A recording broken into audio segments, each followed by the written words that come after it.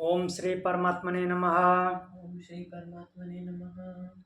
अथ वेदांत दर्शन अथ वेदांत दर्शन शांति पाठ। शांति पाठः। ओम पूर्णमद ओम पूर्णमद पूर्णमिदं पूर्णमिदं पूर्णात् पूर्णमुदच्यते पूर्णात् पूर्णमुदच्यते पूर्णस्य पूर्णमादाय पूर्णस्य पूर्णमादाय पूर्णमेवावशिष्यते। पूर्णमेवावशिष्यते। ओम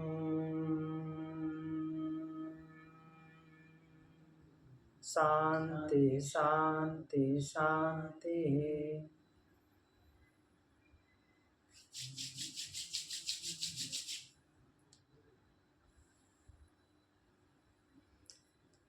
चलिए, हमने कल तक देखा था प्रथम पाद। प्रथम पाद हमारा पूर्ण हो गया है। द्वितीय अध्याय का प्रथम पाद वेदांत दर्शन, जिसमें हम यही सिद्ध करते आ रहे हैं कि ब्रह्म जगत का कारण है, ब्रह्म जगत का कारण है, ब्रह्म जगत का कारण है। तो ब्रह्म जगत का कारण कैसे है, वो भी हमने बहुत बार देखा। तो स्पेशली जो लास्ट में है वो जगत की उत्पत्ति के कारण में हमने देखा था कि जगत की उत्पत्ति का कारण ब्रह्म है। और उसमें विशेष रूप से ये देखा कि कैसे उत्पत्ति का कारण है। क्या वो बनाने के लिए कुछ सामान वगैरह जुटाता है? नहीं, वो ऐसा प्रोसेसिंग है, ऐसा सिस्टम है कि उसको कुछ इकट्ठा नहीं करना पड़ता बनाने के लिए। केवल इनिशिएट करना होता है प्रकृति को, फिर बाकी काम सब कुछ अपने आप होता चला जाता है।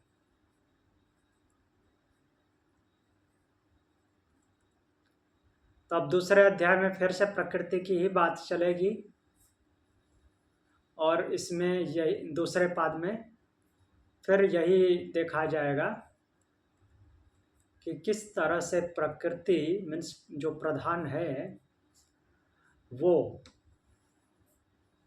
इंडिविजुअली जगत का कारण नहीं है, बिना ब्रह्म के जगत का कारण नहीं हो सकती। वही हमने प्रथम अध्याय के भी प्रथम पाद, नॉट प्रथम अध्याय, दूसरे अध्याय के प्रथम पाद में भी यही देखा कि प्रकृति खुद से जगत का कारण नहीं हो सकती। वो जगत का कारण ब्रह्म के साथ होगी तो ब्रह्म को ही कारण माना जाएगा, प्रकृति को नहीं। प्रकृति उपादान कारण है, वो भी ब्रह्म के साथ में है। तब यहाँ पे आगे बढ़ते हैं और देखते हैं। तो जितने भी आरोप लगाए थे यहाँ पे, तो उसका आचार्य ने खंडन किया है। आचार्य बोले तो महर्षि बादरायण व्यास, और बहुत सारे एग्जाम्पल भी लिए हैं। मांडुक्य, नट मांडुक्य, छांदोग्योपनिषद, बृहदारण्यकोपनिषद, प्रश्नोपनिषद, श्वेताश्वतर उपनिषद और भगवत गीता से।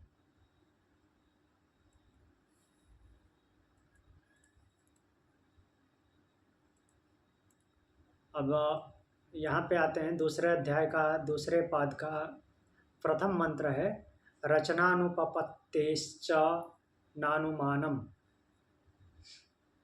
रचना अनुपपत्तेश्च न अनुमानम। इसके अलावा जो पहले बोला गया है कि ब्रह्म ही जगत का कारण है, प्रकृति में बार बार ऐसा सिद्ध किया गया है। तो अगर ऐसा अनुमान भी लगाया जाए, मान भी लिया जाए कि वह प्रकृति जगत का कारण है, तो ना, ऐसा नहीं हो सकता। मीन्स वो ब्रह्म से अलग होकर के ब्रह्म से अलग अपने आप ही प्रकृति की जो है सृष्टि कर देती है, अर्थात रचना कर देती है, ऐसा अनुमान लगाया जाए तो भी ऐसा नहीं है। वो जगत का कारण नहीं हो सकती। रचना अनुपपत्ते, क्योंकि उसके द्वारा रचना संभव ही नहीं है। क्यों संभव नहीं है? क्योंकि वो जड़ है, अपने आप उसमें कुछ होगा ही नहीं, तो इसलिए वो जगत का कारण नहीं है।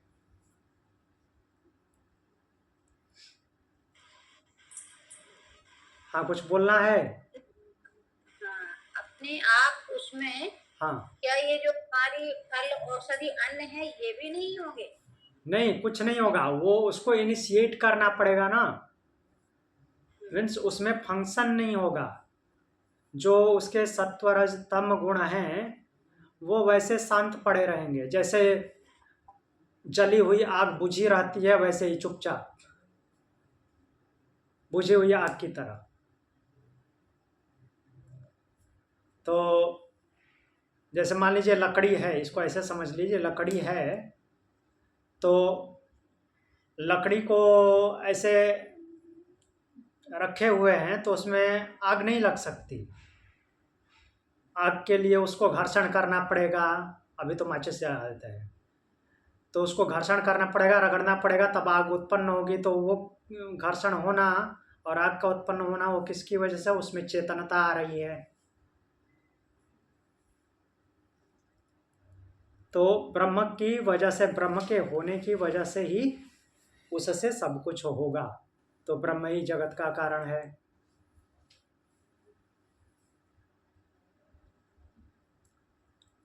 तो इस प्रथम मंत्र में यही बोला गया है। जो कुछ भी है, जितने भी पिंड हैं सृष्टि में, सृष्टि शब्द क्यों यूज करते हैं? सृष्टि मतलब होता है रचना। मीन्स जो भी जिस रूप में है उससे कुछ अलग होना। जिस रूप में पड़ा है वैसे ही पड़ा रहेगा तो सृष्टि क्या हुई? कुछ नई चीज का बनना ही सृष्टि होती है। तो जो विकृति होती है, मीन्स प्रकृति का हमने विकृति देखा था कि जिससे कुछ नया चीज उत्पन्न होता है, नई संरचना उत्पन्न होती है, उसको सृष्टि बोलते हैं। या विकृति भी बोलेंगे तो विकृति शब्द हर जगह सुटेबल नहीं होता। सृष्टि मतलब कि कुछ निर्माण हो रहा है।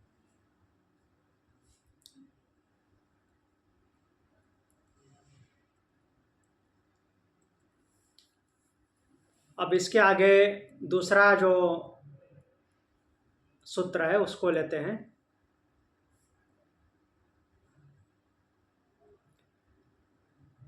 तो इसमें बोला गया कि प्रवृत्ति बताई गई है कि जगत की रचना करने के लिए, अर्थात सृष्टि करने के लिए क्या होना पड़ता है? प्रवृत्त होना पड़ता है, इन्वॉल्व होना पड़ता है। तो चूंकि प्रकृति जड़ है, शांत पड़ी हुई है, तो इन्वॉल्व कैसे हो सकती है? अपने आप कोई हिलडोल मूवमेंट कुछ नहीं करेगी, तो कुछ नया निर्माण ही नहीं होगा, स्वाभाविक बात है। तो प्रवृत्ति का न होना जो है, जड़ प्रकृति प्रवृत्त नहीं हो सकती, तो इसलिए वो रचना भी नहीं कर सकती। क्योंकि रचना करने के लिए, कुछ नया उत्पन्न करने के लिए कुछ करना पड़ता है।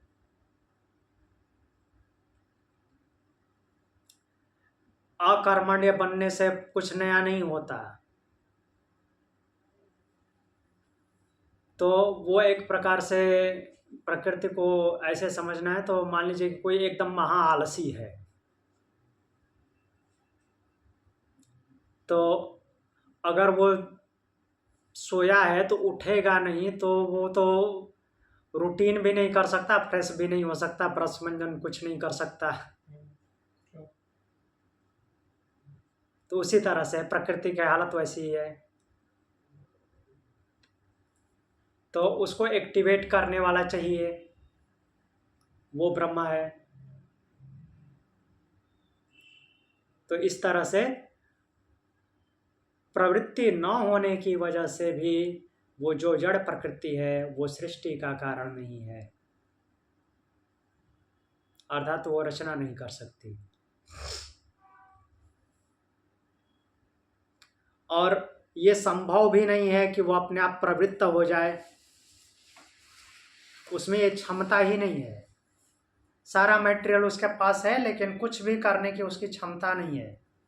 चेतन जो है वो ब्रह्म के पास है, चेतनता। यहाँ पे चेतनता है ही नहीं, मीन्स एक्टिव होना संभव ही नहीं है।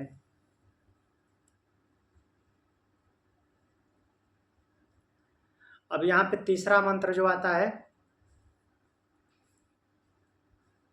पयो अम्बुवच्चे तत्रापि, यहाँ पे बोल रहे हैं पयो अम्बुवच्चे तत्रापि। फिर से पीछे जो हमने पढ़ा था वही टॉपिक यहाँ पे उठा रहे हैं। पीछे केवल दूध के बारे में पढ़ा था, यहाँ पे अम्बु अर्थात जल का भी उदाहरण ले रहे हैं। जैसे स्रोतों से जल निकलते हैं, जैसे कि नदी जहाँ से उत्पन्न होती है तो उसके नीचे कहाँ से पानी आ रहा है, दिखता नहीं है, बट निकलता है। क्यों निकलता है? क्योंकि वैसी प्रोसेसिंग हो रखी है,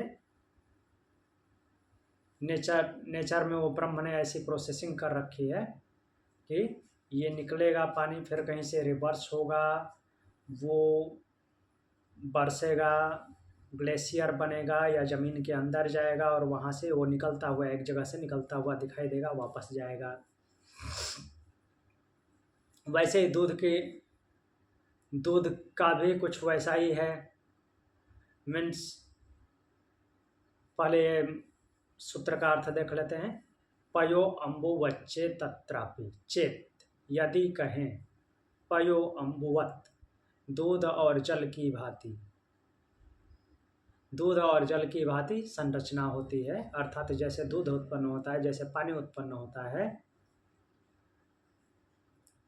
तो वैसे ही प्रकृति जो है संरचना करती है, उसको कुछ करना नहीं पड़ता। सीधी सी बात है, पहले भी बोला हुआ है कि कुछ नहीं करना पड़ता, ऑटोमेटिक ऑटो सिस्टम है। तो फिर प्रकृति को ही मान लेते हैं। जब कुछ करना ही नहीं पड़ता तो ब्रह्म की क्या जरूरत है? प्रकृति अपनी संरचना कर देगी, सृष्टि कर देगी। तो बोल रहे हैं कि तत्रापि, तो वहां पे क्या बोल रहे हैं कि तत्रापि, वहां पे अपेक्षा है, तो भी वो नहीं कर सकती। क्यों?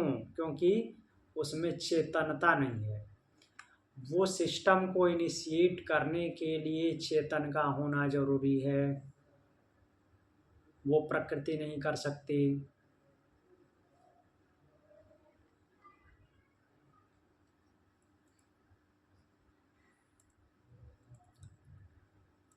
तो यहाँ पे हम एग्जाम्पल देखते हैं, और जो प्रकृति शब्द हम यूज करते हैं, तो प्रकृति वास्तव में बोलते किसे हैं? हमने तो पढ़ा है वो अव्यक्त है, व्यक्त नहीं किया जा सकता। फिर भी उसको समझें कैसे कि वो वास्तव में है क्या? मीन्स ऐसा अव्यक्त कहने का भाव क्या है? कुछ तो होगा, अगर उससे कुछ सृष्टि हो रही है। जैसे हम ब्रह्म को मानते हैं, हाँ उसको व्यक्त नहीं किया जा सकता, फिर भी हम समझते हैं कि वो सत्य है, चित्त है, आनंद स्वरूप है, ऐसा है। तो जो अव्यक्त प्रकृति है वो क्या है? वो है गुणों की साम्यावस्था।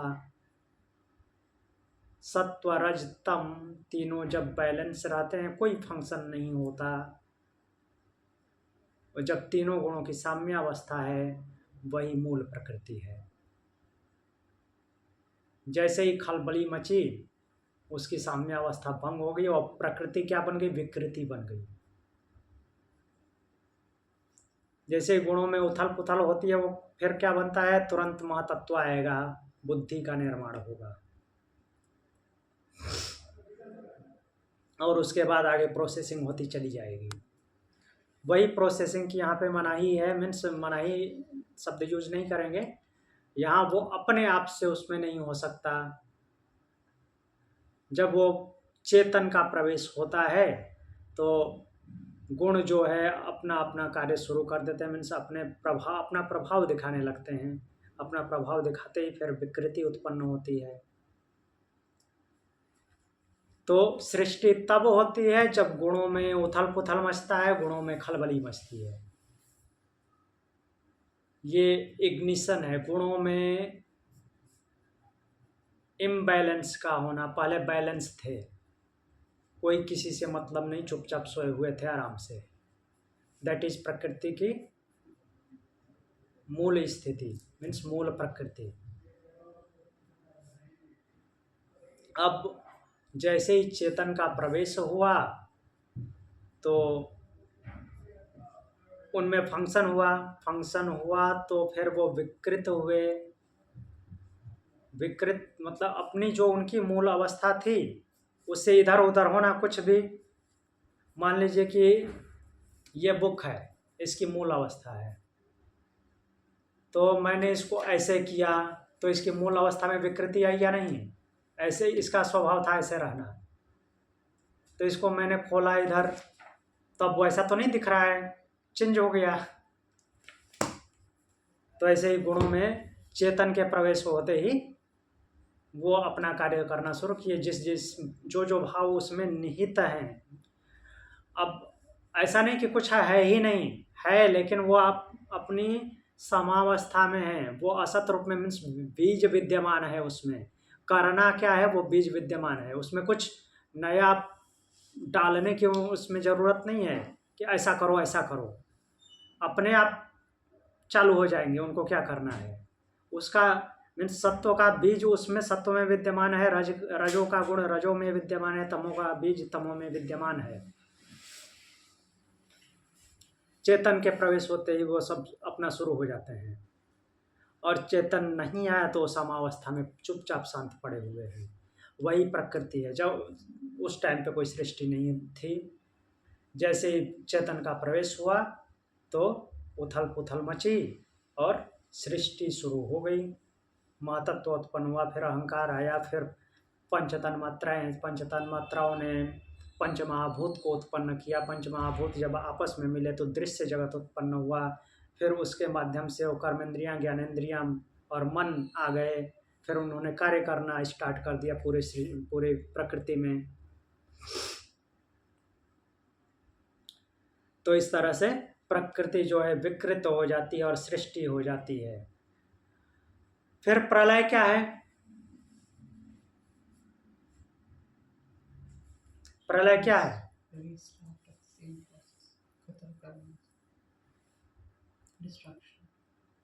हाँ, प्रलय जो भी हमको दिखाई देता है कि सब कुछ नष्ट हो रहा है, तो नष्ट तो होगा ही, लेकिन वो मूल परिभाषा नहीं है प्रलय की। प्रलय की मूल जो मेन डिफिनीशन है वो है वापस गुणों का समावस्था में आ जाना। प्रलय मतलब कि सब कुछ नष्ट भ्रष्ट होकर के शांत हो जाना, उसी को प्रलय बोलते हैं ना। सब कुछ समाप्त हो गया, तो समाप्त कब होगा? ये गुण जो फ्लक्चुएट हुए थे, उथल पुथल मचाए हुए थे, वो शांत होकर फिर से चुपचाप पड़ गए, तो फिर से समावस्था में आ जाना ही प्रलय है। तो वो भी प्रकृति नहीं कर सकती। प्रकृति का वो गुणधर्म ही नहीं है।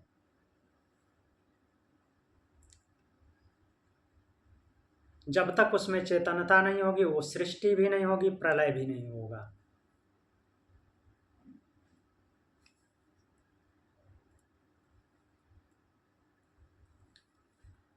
तो यहाँ पे पयो अम्बो वच्चे तत्रापि से यही समझाना चाह रहे हैं कि जैसे दूध उत्पन्न होता है, जल उत्पन्न होता है, यहाँ पे जो उनका शिष्य है या फिर जो भी क्वेश्चन करने वाला है वो नए तरह का दिमाग यहाँ पे लगाया है।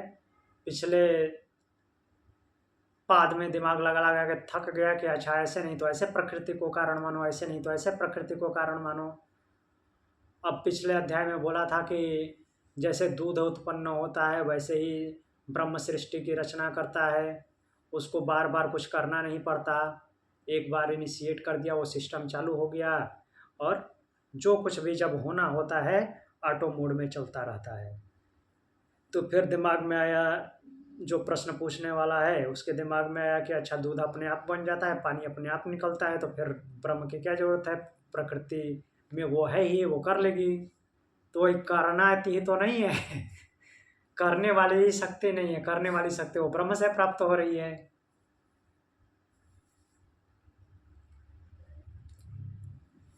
तो इस तरह से उसका खंडन कर देते हैं। फिर देखिए यहाँ पे बहुत सारे एग्जाम्पल भी लिए गए हैं, इसको देख लेते हैं।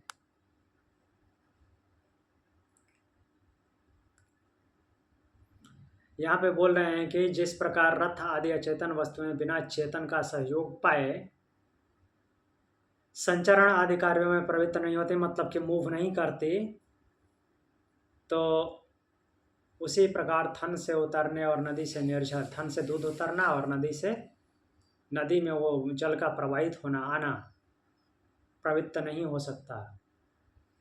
वो चेतनवत मीन्स कुछ उनके पीछे चेतना है, चेतना की वजह से वो ऐसा हो रहा है।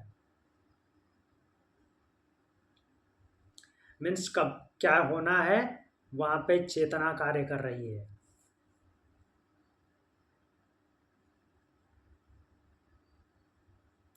तो एक प्रकार से वहाँ पे वो मोटिवेटेड है, अच्छा इसके बाद ये होना है, इसके बाद ये होना है, ऐसे होना है, तो इसलिए ऐसा होता है। तो अब तो प्रश्न ये भी खड़ा हो सकता है कि जो मोटर व्हीकल चलती है या और भी यहाँ तक कि अनमैन्ड व्हीकल्स आए हुए हैं, तो उनको तो कोई चलाने वाला नहीं बैठता। तो हमने कल ही समझा था कि हम मोटा मोटी मान लेते हैं कि जिसमें खुद के चलने की एबिलिटी है, खुद के बढ़ने की एबिलिटी है, उसको नॉर्मली हम चेतन मानते हैं, मीन्स चेतनवत मानते हैं, बाकी को जड़ मानते हैं।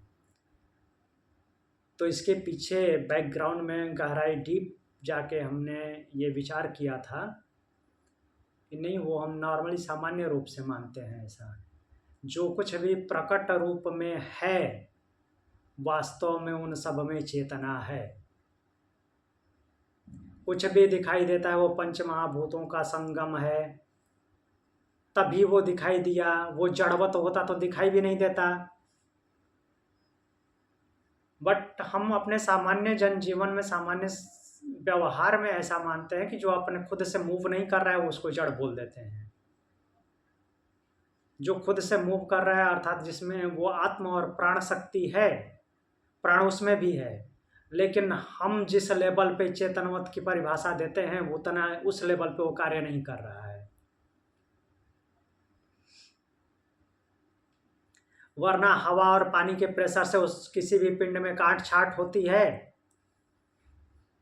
हाँ, वो भले प्रकृति की तरफ से लग रहा है, लेकिन वो हवा और पानी में ऐसे जीवात्मा की तरह, किसी शरीरधारी की तरह तो वो मूवमेंट वगैरह नहीं है ना, वो मूवमेंट किसी के द्वारा कराया जा रहा है, वो कोई जीव शरीरधारी नहीं है, वो प्रकृति की शक्ति है। और प्रकृति की शक्ति में वो चेतना है, चेतना की वजह से वो प्राकृतिक शक्ति क्या है, चेतनवत ब्रह्म की शक्ति है, जिसकी वजह से ये सब हो रहा है। लेकिन हम उस लेवल पे जड़ और चेतन पे नहीं जाते। जो सीधा सीधा मूवमेंट दिखता है अपने आप से उसको चेतन बोलते हैं, और जो नहीं अपने आप से मूव करता उसको जड़ बोल देते हैं। जैसे जो भी किसी जीवात्मा के सपोर्ट से आजकल बहुत सारी चीज़ों में मूवमेंट होता है, यहाँ तक कि प्रकृति में भी देखा गया है, कोई जीवात्मा उसमें सपोर्ट नहीं करता। जैसे आंधी तूफान आता है, सुनामी आती है, तो उसको कोई शरीरधारी थोड़ी ना धक्का दे रहा है हवा और पानी को, बट वो प्रकृति में जो चेतन शक्ति है वो कार्य कर रही है। तो इसी तरह से हम मैन मेड जिसको बोले ह्यूमन मेड चीज़ें हैं, ह्यूमन मेड तो वास्तव में वो उसको बोल नहीं सकते, बट हाँ हमने क्रिएट की है तो ह्यूमन मेड बोलते हैं, क्योंकि उसमें मटेरियल प्रकृति का लगा है। और वो जो शक्ति मिल रही है मोटर को चलने की, इंजन को चलने की, वो विद्युत और अग्नि की जो शक्ति है वो भी प्रकृति की है, जो ब्रह्म के द्वारा उसमें चेतना पहले से विद्यमान है। और वो अग्नि में वो चेतना नहीं होती, वो मैटेरियल प्रकृति का नहीं होता, तो ह्यूमन के करने से कुछ नहीं होगा।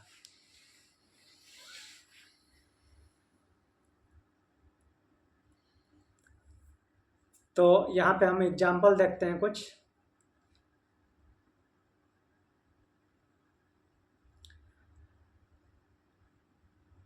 यहाँ पे बृहदारण्यक उपनिषद के 3-7-4 का एग्जाम्पल लेते हैं।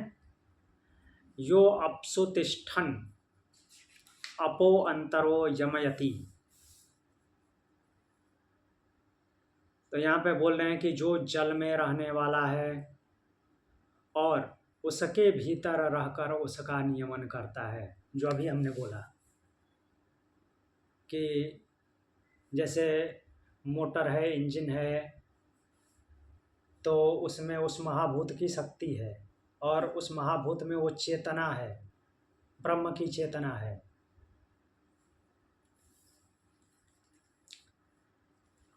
जो 2 जगह पे उपनिषद में भी बोला गया है। एक कठोपनिषद में यमराज एग्जाम्पल देते हुए बोलते हैं नचिकेता को समझाते हुए, और तैतरीय उपनिषद में बोला गया है उसके भय से कार्य करते हैं सभी अपने अपने, ऐसा बोला गया है ना। उसके भय से मतलब उसके अनुशासन में, उसके अनुशासन में सूर्य चमकता है, उसके अनुशासन में चंद्रमा शीतलता प्रदान करता है, उसके अनुशासन में वायु अपना कार्य करता है, अग्नि अपना कार्य करता है, उसके अनुशासन में पंचम जो या मृत्यु का देवता है वो दौड़ता है। तो वही बात यहाँ पे जो याज्ञवल्क्य जी बृहदारण्यक उपनिषद में बोल रहे हैं, यो अप्सु तिष्ठन् अपो अंतरो यमयति। जो जल में रहने वाला है और जो उसके भीतर रहकर उसका नियमन करता है, उसको रेगुलेट करता है, उसकी शक्ति है वहाँ पे। फिर आगे बोलते हैं 3-8-9 में गार्गी ब्राह्मण में, एतस्य वा अक्षरस्य प्रशासने गार्गी प्राच्यो अन्या नद्या स्यन्दन्ते। बोलते हैं हे गार्गी, इस अक्षरस्य, अक्षर के प्रशासन में, अक्षर के कारण जो क्षरण नहीं होता, कौन है वो? ब्रह्म। उसके कारण ही, उसके प्रशासन में प्राच्यो अन्या नद्या स्यन्दन्, पूर्व में और अन्य दिशाओं में बहने वाली नदियां जो हैं बहती हैं, उनमें उस अक्षर ब्रह्म की वो चेतन शक्ति है।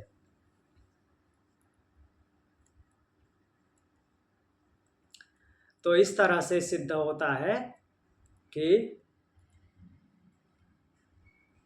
सब कुछ, जो कुछ भी सृष्टि हो रही है वो ब्रह्म की वजह से हो रही है, उस अक्षर की वजह से हो रही है। केवल जो है जड़ प्रकृति अपने आप कुछ नहीं कर सकती। जो दूध का निकलना है, पानी का बहना है, वो उसमें उस चेतन अक्षर की शक्ति है, अक्षर की उसमें चेतना है, उससे सब कुछ होता है।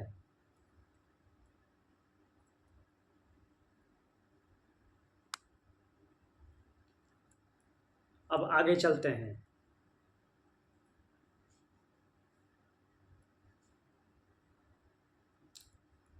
अगला सूत्र है व्यतिरेकान अनवस्थितेश्च अनपेक्षत्वात्। व्यतिरेक अनवस्थिते,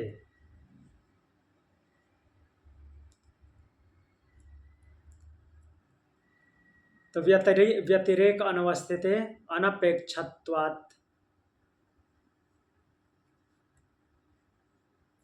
यदि ऐसा माने कि प्रधान के लिए अर्थात प्रकृति में उसके अलावा कोई और प्रवृत्ति निवृत्ति करने वाला उसका नियमन करने वाला नहीं है, और इस तरह से अनपेक्षत्वात् उसको किसी की अपेक्षा नहीं है। अपेक्षा मतलब किसी के सहयोग की ज़रूरत नहीं, सपोर्ट की ज़रूरत नहीं है, तो ऐसा नहीं है।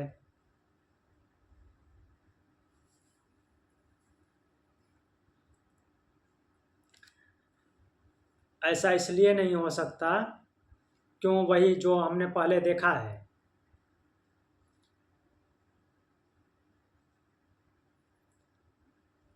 क्योंकि जड़ प्रकृति जो है वो खुद क्या है, उदासीनवत है, उसमें अपने आप कुछ करने की क्षमता नहीं है। उसमें तीनों गुण तो हैं, लेकिन वो तीनों गुण भी जब तक ब्रह्म की चेतना का प्रवेश न हो वो फंक्शन नहीं कर सकते। तो ब्रह्म की चेतना का प्रवेश होने से ही उसकी जो मूल प्रकृति में, मूल अर्थात प्रधान में, मूल प्रकृति में जो तीनों गुण हैं वो क्रियान्वित करते हैं उसको, और उसके बाद विकृति होती है अर्थात सृष्टि होती है। और जैसे ही गुणों में फंक्शन होता है वो जो मूल प्रकृति है वो आगे परिणत होती है किसमें, महतत्व में।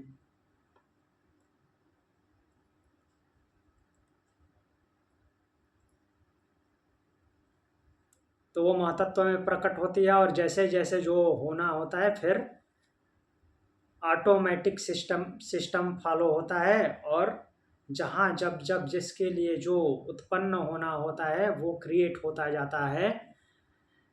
जैसे कि वो दूध का एग्जाम्पल दे करके बोलते हैं कि दूध ऐसे नहीं है कि माता जो है, किसी भी प्राणी की माता, जंतुओं की स्पेशली लें, हमको समझने में आसान रहेगा कि घास फूस खाती है तो उसका दूध उत्पन्न हो गया। कोई भोजन करती है, मान लीजिए ह्यूमन बीइंग में, तो ह्यूमन की जो माता है, बच्चे की माता है, तो हाँ खाना खाते है तो दूध उत्पन्न हो जाएगा, ऐसा नहीं है।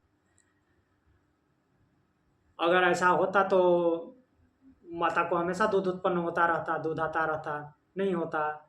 उसका सिस्टम है, जब वो प्रोसेसिंग होगी, जब दूध उत्पन्न होना चाहिए, जब बच्चे की प्रोसेसिंग होगी तभी दूध की भी प्रोसेसिंग होगी, और वो सिस्टमेटिक टाइम से होगा।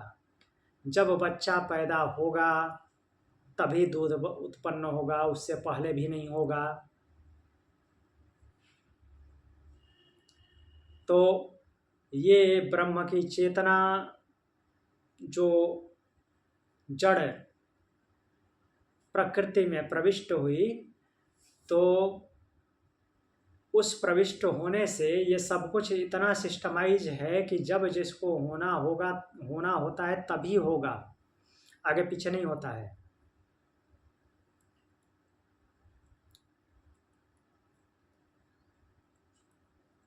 एक और सूत्र देखते हैं, अन्यत्राभावाच्च न तृणादिवत्। अन्यत्र दूसरे स्थान में भी, अभावात, अभावात मतलब कि परिणाम का अभाव है, वैसा रिजल्ट नहीं आता जैसा नॉर्मली देखा जाता है। अगर इस सिस्टम को न माने तो दूसरी जगह पे ऐसा नहीं हो सकता। ऐसा मीन्स जैसा घटित हो रहा है वैसा हो ही नहीं सकता। तृणादिवत, तृण आदि की भांति न, नहीं सिद्ध होता। वही जो हमने अभी देखा कि जो दूध बनना है तो गाय घास खाती है, तृण खाती है, तिनका खाती है, तो उससे दूध बन जाता, नहीं बनता है। जब वो बच्चे की प्रोसेसिंग होती है तभी वो बनता है। अगर ऐसा है कि तृण खाने से मतलब कि घास फूस खाने से, भूसा खाने से दूध बन जाता, या फिर ह्यूमन में खाना खाने से माता को दूध बन जाता, तो खाना तो मेल भी खाता है, जेंट्स भी खाता है, घोड़ा, गधा और सांड वगैरह जो भी उनके मेल हैं वो सब भी वैसा ही भोजन करते हैं, उनको क्यों नहीं बन जाता? उनको भी बनना चाहिए, नहीं बनेगा। जहाँ पे वो प्रोसेसिंग होगी वहीं पे वो घटनाएं होंगी, अर्थात जिसके माध्यम से बच्चा उत्पन्न हो रहा है और उस बच्चे की प्रोसेसिंग में उसके किए गए भोजन के द्वारा वो दूध बनेगा। केवल वो भोजन करने से नहीं बनता, नहीं तो उसी के मेल जेंडर में भी सब में दूध आना चाहिए। अगर ऐसा होता कि घास खाने से, भूसा खाने से और खाना खाने से दूध बन जाता है तो सबको बनना चाहिए।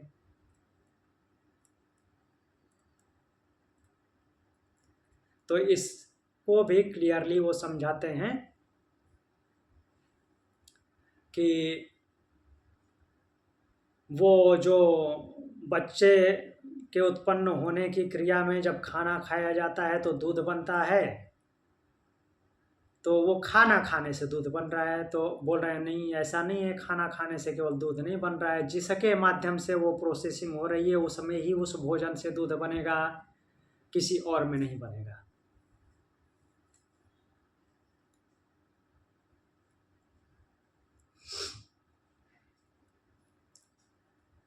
एक और सूत्र आज देखेंगे, आज इतना ही देखेंगे, छठे तक, आगे कल पढ़ेंगे।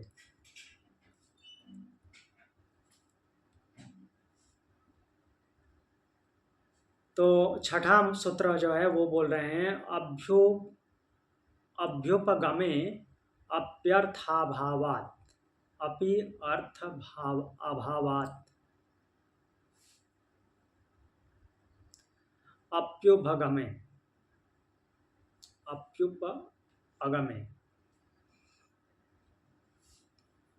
तो यदि ऐसा अनुमान भी लगा लिया जाए कि जो प्रधान है अर्थात प्रकृति, उसमें सृष्टि को रचने की स्वाभाविक प्रवृत्ति है, अपने आप ही उसमें सृष्टि रचना होती है। ऐसे वो बार बार समझा चुके हैं, फिर भी ये नई नई बातें खड़ी हो रही है। तो ऐसा भी अगर मान लें तो इसका कोई कारण सिद्ध नहीं होता। यहाँ पे अर्थ का अभाव है, ये अर्थपूर्ण बात नहीं हुई कि प्रकृति जो है उसमें अपने आप सृष्टि करने की क्षमता है या स्वाभाविक प्रवृत्ति है। नहीं, स्वाभाविक प्रवृत्ति उसमें है ही नहीं। वो प्रवृत्ति जो है वो आती है कहाँ से? ब्रह्म से। ब्रह्म जब वो चेतन की प्रेरणा होती है, जड़ में चेतन की प्रेरणा होती है, तभी वो कार्य में प्रवृत्त होती है। प्रकृति कार्य में तभी प्रवृत्त होती है जब चेतन की प्रेरणा होती है। और वो चेतन हमेशा बना रहता है, ऐसा नहीं है कि वो छोड़ के चला गया उसको। चेतन हमेशा साथ में बना रहेगा, तभी हर क्षण प्रवृत्ति जो कुछ भी होगी उस चेतन की वजह से होगी। उसके बाद भी प्रकृति अपनी मर्जी से कुछ नहीं करती। हर क्षण जो भी परिवर्तन होगा, जो भी चेंजिंग होगी, जो भी क्रिएटिविटी होगी, वो हर क्षण में चेतन की वजह से होगी। हर पल पल, हर एक निमिष में चेतन कार्य करता रहेगा। चेतन कार्य करता रहेगा, इससे फिर उल्टा पीछे रिवर्स अर्थ नहीं लगा लेना है कि उसके पास तो कुछ है ही नहीं, वो सोचता विचारता भी नहीं है, तो वो कैसे करेगा? वो प्रकृति को माध्यम बना के करता है। तो इस तरह से यहाँ तक बताए हैं कि वो ब्रह्म जो है अर्थात अक्षर, जिसका क्षरण नहीं होता, वही सृष्टि का निमित्त कारण है, अर्थात बनाने वाला वही है। और वही स्थिति भी है क्योंकि वो हर क्षण पे, हर पल पल पे लगा हुआ है प्रकृति के साथ। वो हर एक कार्य में जो भी हो रहा है उसमें हर क्षण लगा हुआ है। और प्रलय में भी वही कारण है, वही जो है सब कुछ को डिसमेंटल भी कर रहा है, सब कुछ को समावस्था में लाने का भी कार्य वही कर रहा है। गुण को वैसे वापस भी उसी की वजह से जाना पड़ रहा है। तो यहीं पे आज की क्लास को रोकते हैं। कल हम ये मंत्र देखेंगे, पुरुषास्म वदिति चेत तथापि। कुछ पूछना है? ठीक है, प्रणाम। ओम शांति।